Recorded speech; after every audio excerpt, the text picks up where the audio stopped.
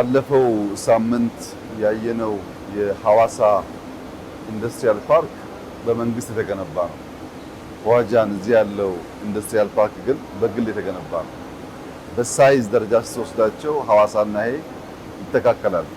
ዋጃን በግል የተገነባ ቢሆንም የጅማ ኢንዱስትሪያል ፓርክ 3 እጥፍ ወይም ኮምቦልቻ 3 እጥፍ ይበልጣል በሳይዙ። በጣም ትልቅ ነው። 30 ሼድ ነው ያለው። ይሄ ጅማ ኮምቦልቻ 8 ሼድ ነው ያላቸው እና ሰፋ ያለ በርከት ያሉ ሰዎች የሚይዝ ለከተማም በጣም ቅርብ ስለሆነ በብዙ መልኩ የፕራይቬት ሴክተሩ በኢንዱስትሪ ረገድ ያለውን የኢንቨስትመንት ሚና አብልቶ የሚያሳይ ነው።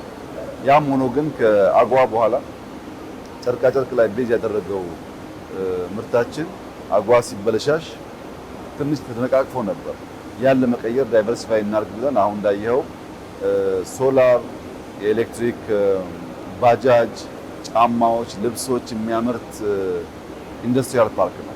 30ም ሼድ የተለያየ ምርት ያመርታል። ዳይቨርሲፋይድ ሆኗል። ያ አንዱ ገበያ ቢበላሽ በአንዱ ለመቀጠል እድል የሚሰጥ ስለሆነ በጣም ጠቃሚ አፕሮች ነው። ይሄኛው በቀደም ሐዋሳ ላይ እንዳነሳሁት የሶላር ሴል ማምረቻ ፕላንት ነው። ስሙ ጎበዝ ይባላል። የፋብሪካው ስም ዋጃን ውስጥ ያለ ፋብሪካ ነው። አሁን የሚያመርቱት 2 ጊጋዋት ነው። ሁለት ተጨማሪው ፌስ 2 ደግሞ 2 ጊጋዋት በቅርቡ ይጀምራል። በሚቀጥለው ዓመት እሱም ያልቃል። 4 ጊጋዋት ነው እዚህ ቦታ የሚመረተው።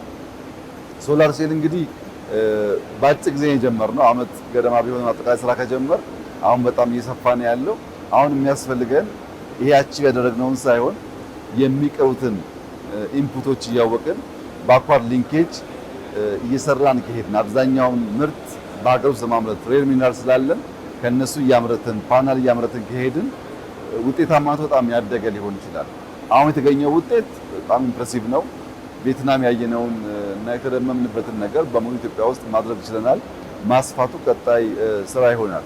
ዋጃን ኢንዱስትሪያል ፓርክ አዲስ አበባ የሚገኝ ስለሆነ በጣም በርካታ ሼዶች ስለሚይዝ ብዙ የውጭ ኢንቨስትመንቶችን ለመሳብ እድል ያለው ተቋም ነው።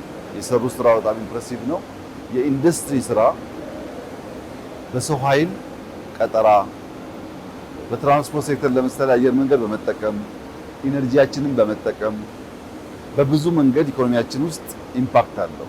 በሀገር የምንቀጥረው ብቻ ሳይሆን ከውጭ የምናመጣቸው ሙያተኞች ስላሉ የእውቀት ሽግግር ለማካሄድ የውጭ ምንዛሪ ለማግኘት ዘርፈ ብዙ ጠቀሜታ ስላለው ሁሉንም ጥቅሙን አሟጦ ለመጠቀም ያሳካናውን ካየን በኋላ የሚጎለንን ደግሞ እያወቅን መቀጠል ያስፈልጋል እና ኢትዮጵያ ታምርት የሚባለው እንቅስቃሴ ፕራክቲካሊ ውጤት እያመጣ ነው ያለው።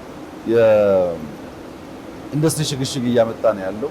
የሚቀሩን ነገሮች እያየን እየሞላን ከሄን በሚቀጥሉት 5 እና 10 ዓመታት ኢትዮጵያ በብዙ መልኩ ራሷን የመቻል እድል እንዳላት ያመላክታል። በርተን ከሰራን ጀምረን ነክሰን ከጨረስን መጀመር ብቻ አይደለም፣ ነክሰን ከጨረስን መጨረስ ብቻ አይደለም፣ ክፍተት እያዩ መሙላት ከጀመርን የማይቋረጥ ተከታታይ እድገት ስለሚያመጣ የምናስበው ውጤት ሊያመጣ ይችላል የሚል እምነት አለኝ። በጣም ጥሩ ስራ ነው። በአጭር ጊዜ ውስጥ ያገኘነው ውጤት ነው። ይህን እያሰፋን እያሳደግን የኢትዮጵያን ብልጽግና ማረጋገጥ ከሁላችን የሚጠበቅ አብይ ተግባር ይሆናል ብዬ አምናለሁ። ባየው ደስ ብሎኛል። እናንተም እንኳን ደስ ያላችሁ።